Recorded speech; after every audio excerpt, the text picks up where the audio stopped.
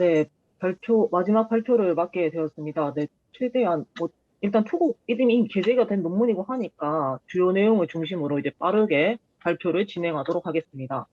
일단 논문 제목은 간송 조임도의 문학에 나타난 낙동강 연안과 그 의미라고 제가 제목을 붙였는데, 이 제목도 사실은 이제 목차상의 이제 내용을 보시면 아시겠지만 제가 주로 소통을 중심으로 이 낙동강 연안의 문학 작품에 대해서 이야기를 하고 있습니다. 그래서 추후 이제 제목을 수정하려고 할 때 이제 이 소통이란 부분이 좀 더 부각되도록 제목을 수정할 계획입니다. 발표문은 일단 75쪽이고요. 목차는 참고하시면 되겠습니다. 네, 서론에서는 이제 연구 목적이라든지 이제 간송 조임도에 대한 소개를 하면서 이 간송 조임도의 생애와 낙동강이 어떤 연관이 있는지를 주로 이야기하고 있습니다.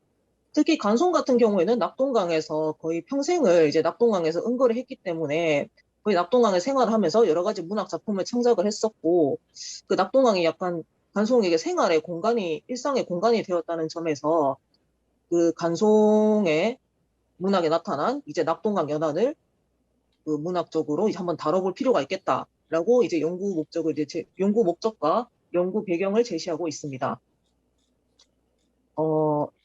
네, 그리고 78쪽에 보시면 이제 이장이 있는데, 이장에서는 이제 낙동강에 대한 조임도의 인식이라고 해서, 여기서는 제가 왜 이 간송의 낙동강 연안 문학작품이랑 소통이라는 키워드를 연결시켰는지를 대략적으로 이제 언급하고 있습니다. 강 같은 경우에는 이제 상한과 피안을 단절시키기도 하지만 차안과 피안을 이제 소통시킨다는 특성이 있습니다. 이런 강의 특성에 주목하면서 78쪽에 제시된 간송의 시를 보시면 이 간송이 낙동강을 이제 동서와의 소통의 상으로 이제 연결하고 있다는 인식이 드러나고 있습니다. 이 때문에 저는 이 강의 특성 및 이제 간송의 문학 작품을 통해서 이 간송의 그 낙동강 관련 문학 작품을 이 소통이라는 키워드와 연결을 시킨다고 이제 언급을 해 놓았습니다. 네. 그 80쪽에 보시면 이제 3장에서 이제 문학계 형상화된 낙동강 연안 공간이라고 해서 먼저 인맥적 소통과 낙동강 연안 공간이라고 이제 3장에서 이제 본론을 제시하고 있습니다. 여기서는 간송의 그 낙동강 관련 문학 작품을 이제 소통이랑 키워드를 주목하면서 이 소통을 인맥적 소통이랑 그 역사적 소통으로 나누어 보았습니다. 인맥적 소통 같은 경우에는 간송이 낙동강에 응거하면서 이제 자신들의 사후들과 어울리는데, 이 사후들과 어울리면서 이제 서로 정감을 교감하기도 하고 또 동료지락을 느끼기도 했습니다. 3.1장에서는 이러한 부분에 대해서 이제 소수를 하고 있습니다. 네, 그리고 이제 이거 자료지 85쪽을 보시면 이제 회고를 통한 시간적 소통의 공간이라고 해서 이제 간송이 낙동강 연안에 이제 역사적 유적지를 둘러보면서 이제 많은 시들을 남겼습니다. 이런 시들을 통해서 이제 간송은 이제 과거의 역사를 떠올리기도 하고 그 역사를 통해서 뭔가 비통함이라든지 뭐 세월의 무상함 등을 소술하고 있습니다.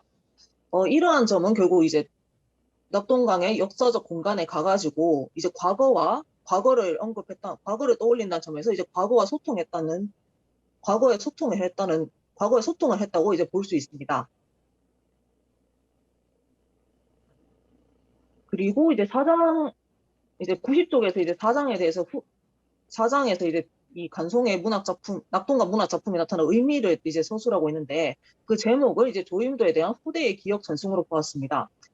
이렇게 후대의 기억 전승으로 한 이유는 먼저 간송 조임도가 이제 자신도 이제 유적지에 가가지고 이제 과거의 역사를 떠올리면서 이제 과거와 소통을 하기도 했는데, 후대의 문인들 역시 이제 간송이 은거했던 곳에 가면서 간송을 떠올립니다.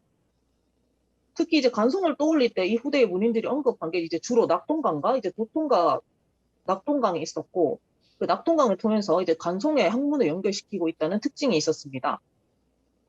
즉, 간송이 낙동강 연안에서 시간적으로 이제 과거와 소통했듯이 이제 이 간송 후대의 문인들도 낙동강 연안을 통해서 고인이 된 조임들을 기억했다는 점에서 이제 후대의 문인들 역시 낙동강을 통해서 간송과의 일정한 소통이 이루어졌다고 저는 해석을 해 보았습니다. 네, 그래서 이제 후대의 문인들이 이제 간송과 그 낙동강을 연결 지어서 낙동강 연결 지은 이제 문학 작품들을 이제 열거하면서 이제 이야기하고 있습니다. 네.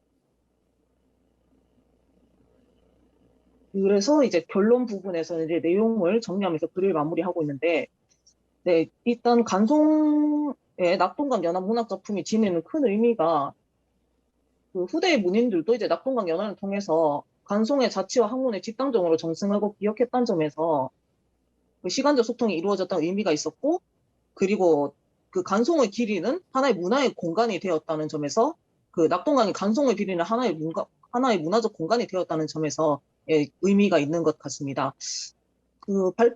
이 발표문과 관련해서 이제 백운영 선생님께서 토론자로서 이제 많은 질문을 해주셨는데, 그 나머지 이야기들을 이제 토론을 통해서 좀 보충하면서 진행하도록 하겠습니다.